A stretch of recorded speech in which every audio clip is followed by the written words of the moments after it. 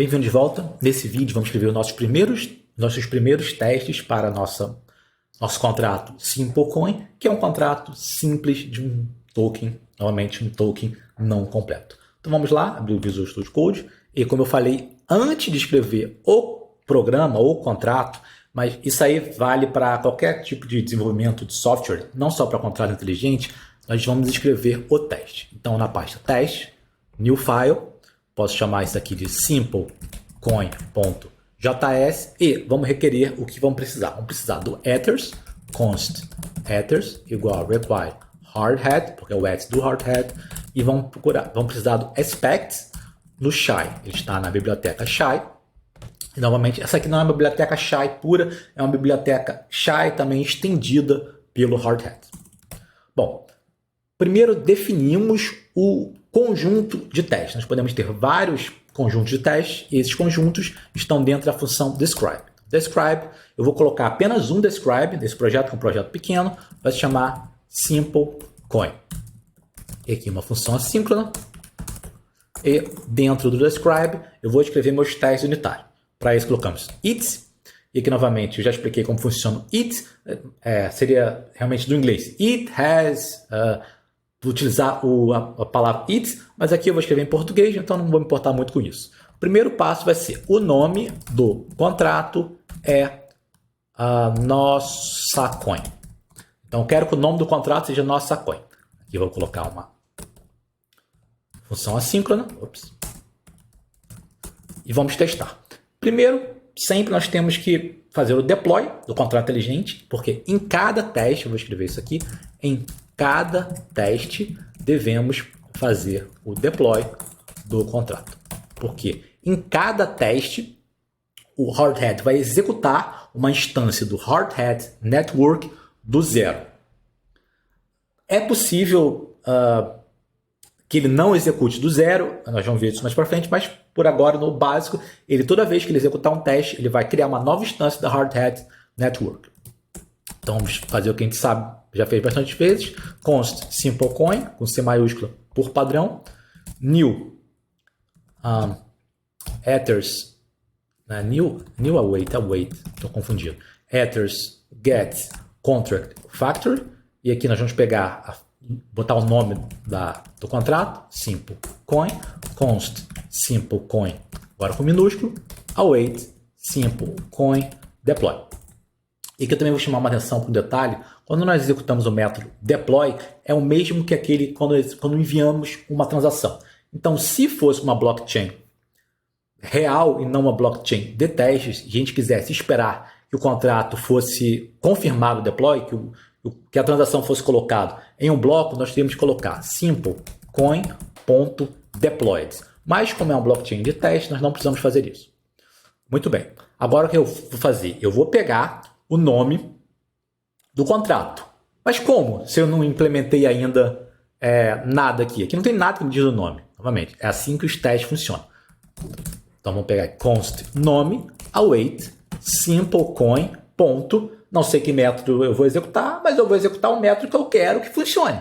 Eu quero que quando eu execute simplecoin name, ele volte o nome do contrato. Novamente, é o que eu quero, é o que eu espero. Agora, expect nome to equal nossa coin. Muito bem. Vou salvar.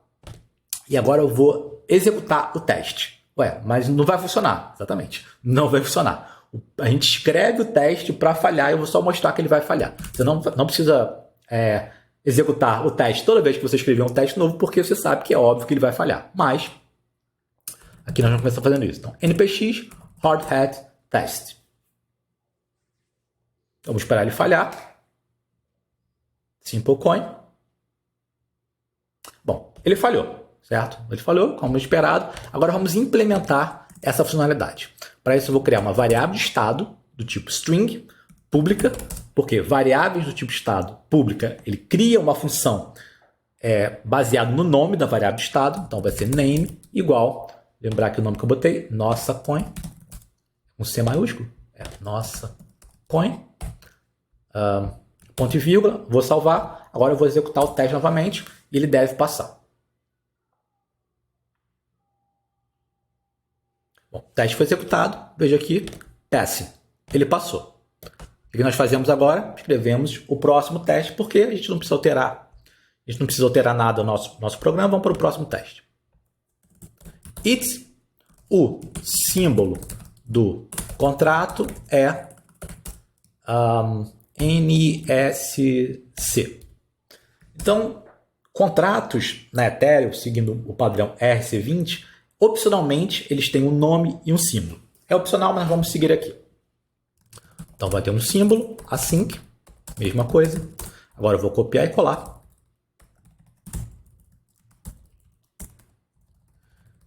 O que nós precisamos mudar aqui? Nós precisamos executar agora não o método name, mas o método symbol, que é o que eu quero que retorne o símbolo.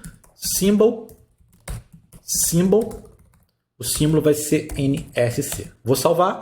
O que o algoritmo diz, né? O padrão de desenvolvimento diz: execute o teste para ele falhar. Realmente, execute, você não precisaria executar porque ele vai falhar. Mas a ideia é essa: tem um teste que falha. Agora nós vamos lá, vamos fazer esse teste passar. Como? String public symbol igual nsc.view. Agora eu vou executar. E ele deve passar os dois. Certo? Antes de continuarmos escrevendo novos testes, veja que toda vez, como eu falei, toda vez que a gente executa um teste, ele tem que fazer o deploy novamente. Bom, isso é normal, ele tem que fazer o deploy novamente. Porém, é chato ter que ficar escrevendo a mesma coisa, essas duas linhas aqui, 9 e 10, eu escrevi aqui, em todo teste eu teria que escrever. Então a gente pode facilitar a nossa vida, declarando aqui antes do it a função before it, quer dizer, antes de cada teste, execute o que está aqui dentro. E o que eu vou colocar aqui dentro? Bom, eu vou colocar esse código. Mas se eu colocar apenas assim, vai dar erro. Não por isso. Esse erro aqui deu await porque eu esqueci de colocar a função como assíncrona. Mas vai dar um erro. O erro é que eu estou definindo essa função simpleCoin dentro dessa função. Então, ela só existe, simpleCoin só existe dentro dessa função. Então, ele não vai reconhecer dentro dessa função. Isso é uma questão de JavaScript. Então, eu preciso definir ela antes de qualquer função, let simpleCoin, e aí eu tenho que botar let e não const, porque se fosse const eu não poderia alterar depois, e aqui eu tiro o const. Agora eu vou salvar e vou executar o teste e deve funcionar. E agora, em todo teste, em cada teste, né, ele vai executar o deploy antes do teste. Então, nessa aula nós escrevemos 2 testes relativamente simples e vamos continuar a melhorar o nosso contrato de token e testá-los a partir da próxima aula.